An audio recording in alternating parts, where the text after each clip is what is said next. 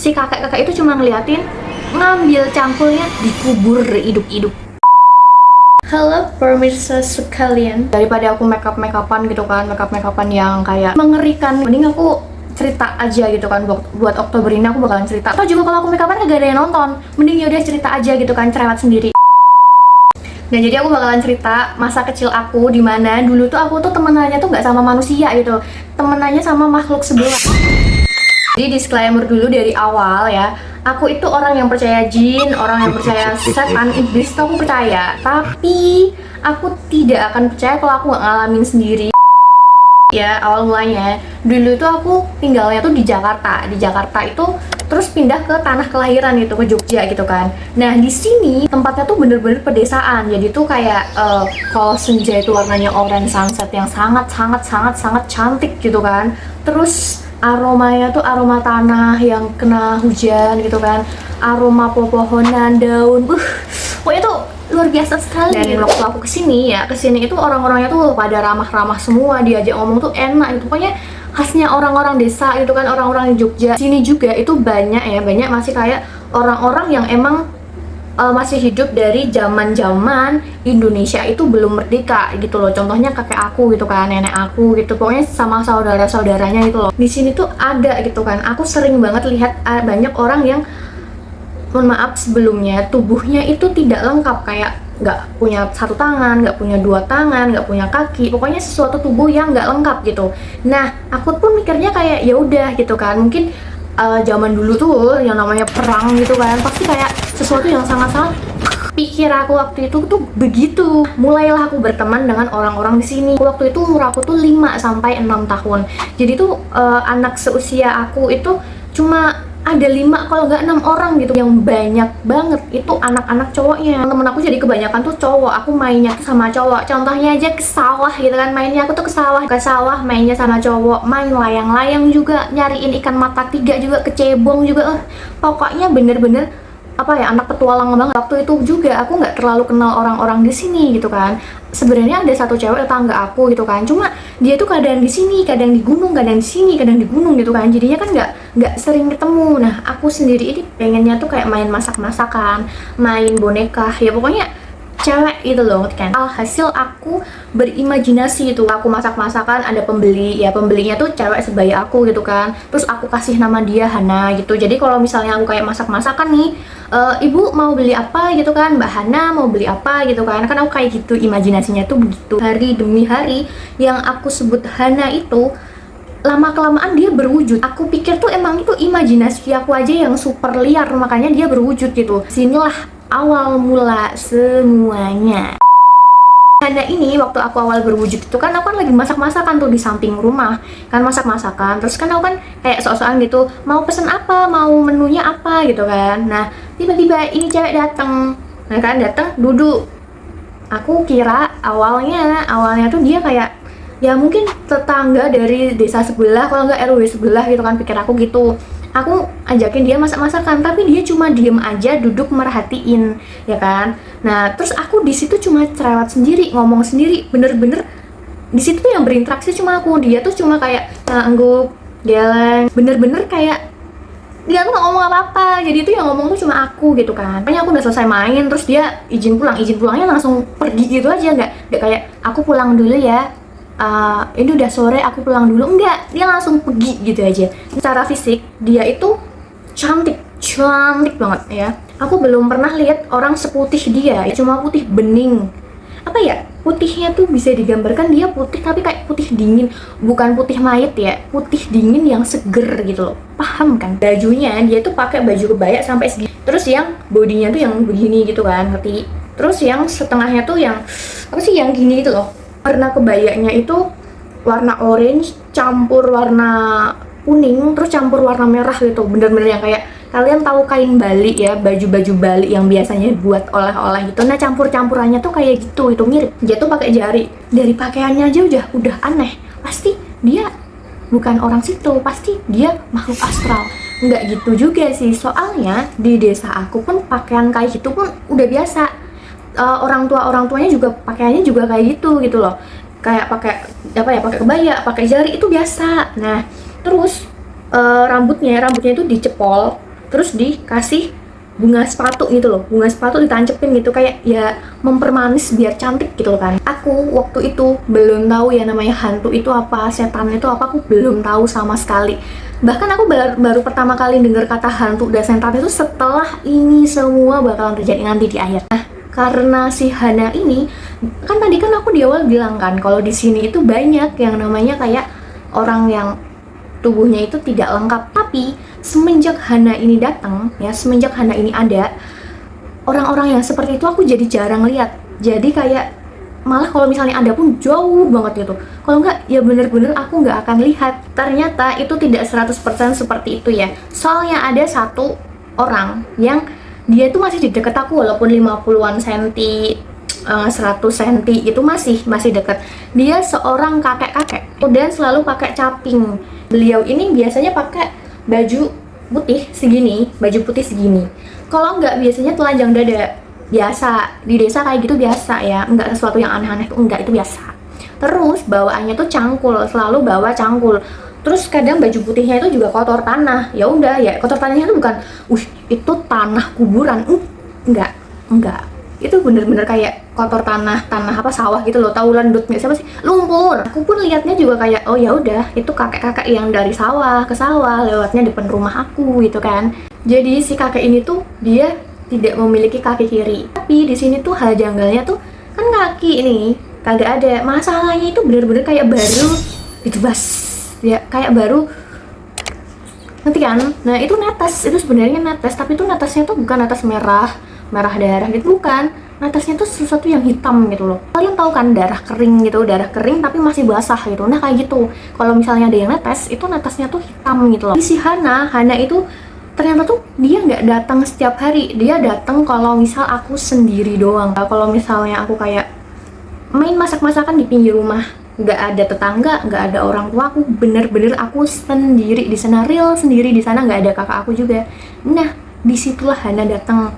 Kalau nggak misalnya aku di kamar gitu kan, di kamar sendirian gitu, bener-bener senyap sunyi. Nah dia datang gitu. Aku tanya seperti ini, kamu tuh namanya siapa sih? Kamu tuh rumahnya mana? Kamu tuh tinggal di mana gitu kan? Dia cuma diem aja cuma merhatiin kayak orang ego. Walaupun begitu aku kayak ya udahlah ya, mungkin emang dia pendiam. Jadi aku panggil dia sok-sokan Hana doang. Walaupun namanya tuh bukan itu cuma imajinasi aku yang namain Hana. Terus ada sosok beneran, aku namain lah orang ini jadi Hana, begitu. Mulai ke cerita yang sangat-sangat menyeramkan di versi aku. Kalau misalnya di versi kalian nggak menyeramkan ya bodo amat, nanti aku kasihin jump scare biar serem. Di rumah aku itu banyak banget boneka ya, mau itu boneka apapun ada. Itu bonekanya kakak aku sebenarnya gitu kan. Ada satu boneka serem. Kalian tahu Po warna merah itu dari karakter Teletubbies itu yang namanya Po. Nah, dia itu bonekanya tuh kan waktu itu kan aku kan umur 5-6 tahun ya, tingginya seberapa sih gitu kan. Nah, si Po ini tingginya sama kayak aku tuh, sama tingginya. Ditambahin antenanya makin tinggi lagi dia ya kan. Nah, si Po ini dia itu dalamnya tuh kayaknya tuh terbuat dari kapuk apa bahasa Indonesianya? Aku lupa ya, pokoknya kapuk gitu kan. Jadinya tuh ketika dia udah terlalu lama, dia akan jadi keras gitu kan. Jadi dia tuh dipeluk tuh bener-bener tidak nyaman. Dan wajahnya itu kalian tahu bahan Barbie yang keras, tapi kalau diginiin tuh bisa masuk kayak gitu. Paham nggak? Aku nggak tahu itu bahan apaan. Nah, selain itu wajahnya itu kan kalau di film-filmnya itu kan dia putih kan. Kalau ini tuh bener-bener yang buluk gitu loh. Warna wajahnya itu bener-bener yang kayak aduh, pokoknya serem banget. Dia tuh serem. Tapi dari sekian belasan puluhan boneka yang ada, dia adalah boneka yang paling normal. Jadi gini, boneka-boneka yang lain itu aku ngerasa mereka itu menyeramkan. Aku merasa mereka itu punya hidup sendiri. Mereka itu hidup. Aku merasanya tuh seperti itu. Ada satu boneka yang desainnya itu emang agak kocak tapi lucu, imut gitu loh, wajahnya tuh kawaii gitu loh. Dia tuh kepalanya kelinci, badannya beruang, ngaco emang desainnya. Nggak ngerti juga aku kenapa orang yang ngedesain kayak gitu. Nah, itu salah satu boneka yang aku takutin. Dia imut, beneran dia imut, lucu ya. Kenapa dia aku takutin? Aku nggak tahu, aku ngerasa boneka itu hidup. Walaupun aku ngerasa dia seram, bukannya aku masukin ke dalam lemari terus aku kunciin 7 lapis, kagak ya. Boneka itu aku selalu ambil, selalu aku bawa, selalu aku peluk. kenapa? Jadi gini, kalian tahu ini ya definisinya ya. Kalau misalnya kalian pernah dibully gitu kan, ini si A pembuli, si B yang dibully. Kalau misalnya tiba-tiba dimasukin ke BK gitu kan, mereka berdua gitu kan, si A ini dapat masalah, dapat skor karena selalu ngebully si B. Nah, terus kan sama guru BK kan pasti suruh lah ya, disuruh minta maafan gitu kan. Nah, udah minta maafan, si A ngerangkul si B. Nah, buat kalian yang jelas-jelas tahu banget dengan hal ini, orang yang ngerangkul itu biasanya tuh tekanannya tuh berat banget. Nah, si B itu bakalan ngerasa, dia ngerangkul aku ini bukan sesuatu yang baik. Dia ngerangkul aku ini pasti untuk sebuah tekanan, kayak peringatan, oh kau udah ngasih tahu BK soal apa gitu, kamu udah bosen hidup ya. Nah kayak gitu. Jadi kalau misalnya aku takut sama sebuah boneka, mereka aku rangkul, mereka aku pegang gitu, nggak aku kunciin tuh enggak, tapi aku mengatakan ke mereka aku itu nggak takut, aku itu berani gitu. Aku itu tidur di kamar sama orang tua aku, sama adik aku, kadang juga sama kakak aku kalau misalnya dia nggak mau tidur di kamar lain gitu kan. Nah jadi tuh posisi kamarnya tuh kan kasurnya kan gede gitu kan, buat satu dari berapa orang gitu kan ya. Kasur. Terus ini tembok ya kan, aku ini tembok. Terus ini yang buat jalan, terus ini lemari. Kebayang kan? Nah, terus di sini masih ada space lagi biasanya buat sholat gitu kan. Nah, waktu itu malam-malam aku inget banget jam 1:13 malam, inget banget aku sampai sekarang. Itu aku kebangun. Gelap, mati listrik, hujan deras, geledek di mana-mana. Aku coba ngeraba-ngeraba ke samping kosong, kagak ada siapa-siapa. Terus aku mikir, buset ya Allah, pada kemana? Aku tuh takut kegelapan. Jadi waktu itu aku bangun, ya kan, pengen pergi. Baru juga, kan tadi kan terlentang kan. Aku coba buat miring itu langsung aku kecelap ya.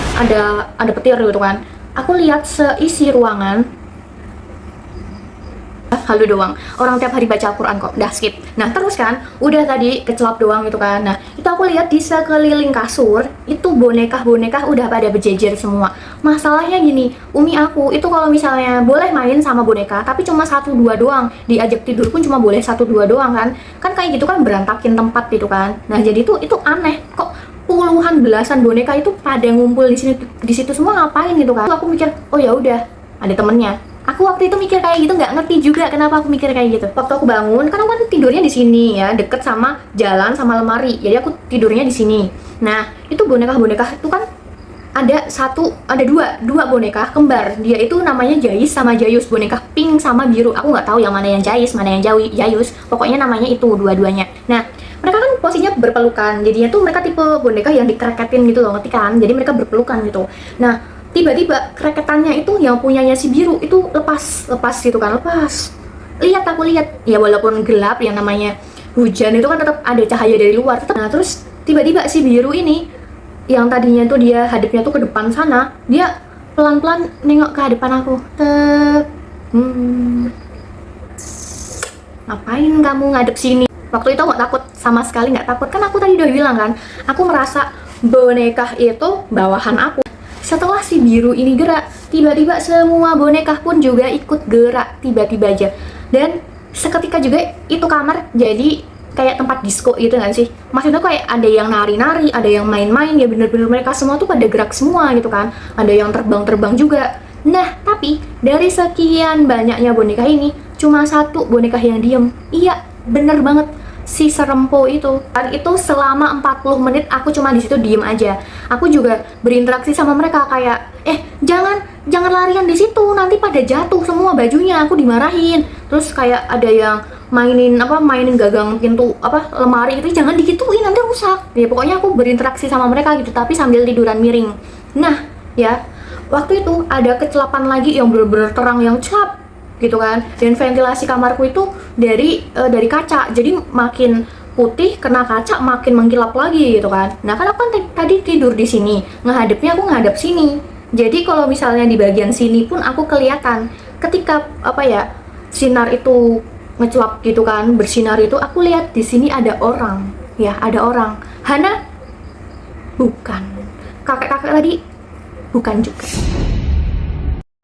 Telanjang dada, tapi dia pakai celana hitam sampai lutut ke bawah, itu sekitar 5 cm dari lutut gitu kan. Nah, aku tahu tuh ada orang. Aku langsung kayak, waduh, ada orang.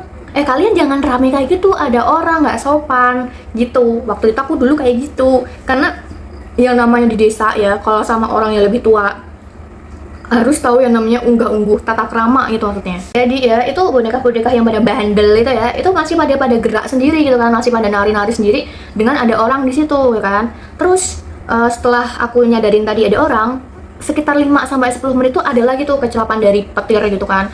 Nah itu waktu itu lumayan lama, 3-5 detik gitu kan. Nah waktu aku lihat lagi sosok ini, ternyata ada yang janggal dari dia. Rambutnya tuh nutupin muka tuh segini gitu kan, seret gitu. Jadi aku nggak tahu mukanya kayak apa, tapi aku tahu hidungnya mancung, bibirnya tipis, terus kayak bukannya senyum, bukannya jebret, bener-bener kayak biasa aja gitu, kayak datar aja gitu. Nah dan aku lihat di sini ada yang melintang lurus, seret. Iya, bener banget, itu kelihatan banget sebuah tebasan. Dan ada 2-3 tetes darah yang menetes. Aduh, ya Allah, ngilu banget. Nah, kan tadi di awal aku bilang kan, aku pernah lihat kakek-kakek yang kakinya gitu pun aku biasa aja gitu kan. Tapi yang ini aku bener-bener ngerasa, ya Allah itu apaan? Ya Allah, kok bisa kayak gitu? Itu lehernya kenapa? Nah, terus aku kayak berusaha buat pergi dari situ. Itu kan, ini kan aku tadi di pinggiran kasur kan, jadi aku perlahan itu kakinya aku turunin, duduk ya kan, perlahan duduk gitu kan. Terus waktu kaki aku udah tap di lantai, tiba-tiba dari bawah lemari ada yang megang. Itu aku langsung kayak kaget, langsung kayak teriak dikit gitu loh. Nah, karena suaraku itu, boneka-boneka yang tadi pada nari-nari itu pada notice aku, langsung kayak pada pause, pada diem gitu, langsung pada aku lihat tangan itu masih nempel kayak gini pun, tapi lama-lama dilepasin. Terus dia masuk lagi ke dalam bawah kolong lemari. Tangannya aku nggak terlalu inget jelas, tapi itu tangannya tuh putih pucet gitu loh. Perlahan ngeliat kesana semuanya, pada ngeliatin aku semua gitu. Mungkin mereka tahu aroma ketakutan aku, hawa ketakutan aku, mungkin mereka menciumnya, jadi mereka langsung lihat ke aku gitu. Nah terus mereka ini perlahan-lahan tuh deketin aku, perlahan itu pada deketin aku, bener-bener kayak bener-bener kayak lagi nakut-nakutin gitu loh, perlahan-perlahan gitu. Terus tiba-tiba pintu perlahan-lahan kebuka.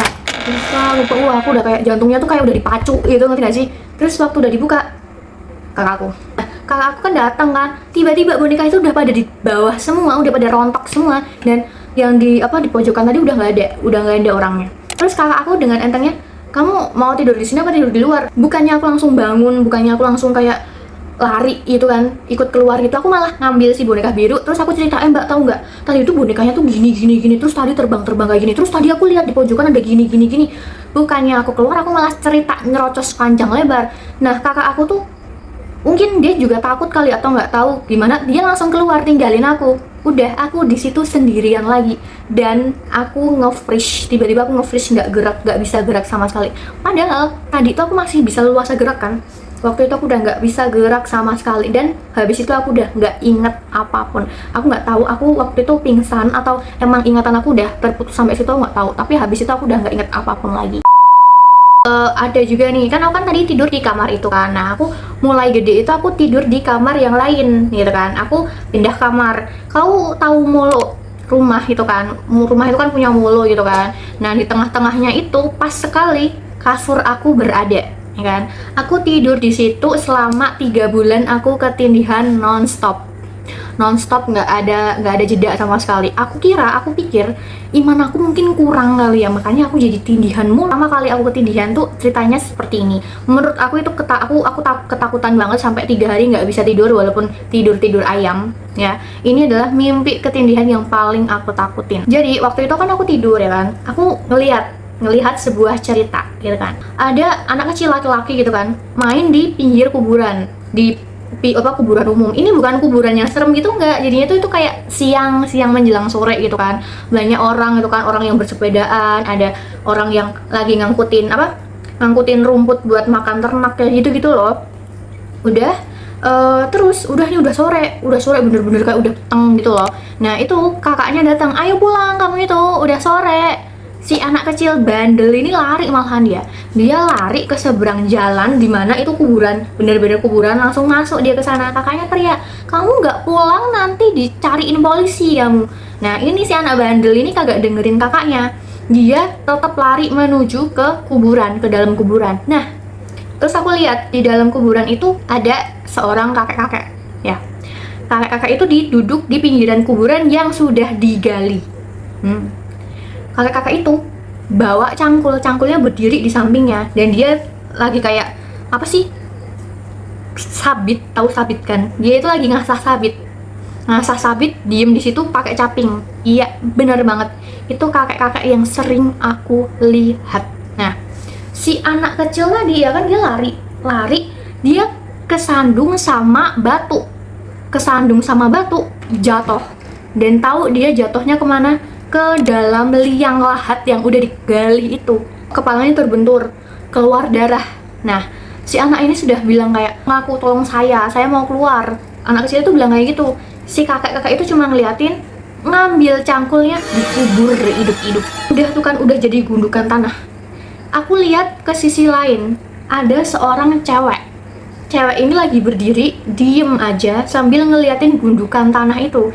Aku kira tadi itu cewek itu kakaknya kan, tapi setelah aku lihat, cewek itu Hana. Kayak, terus aku kesentak bangun. Udah badan aku udah basah, keringet dingin. Dan karena mimpi pertama kali itu, aku nggak bisa tidur selama 3 hari.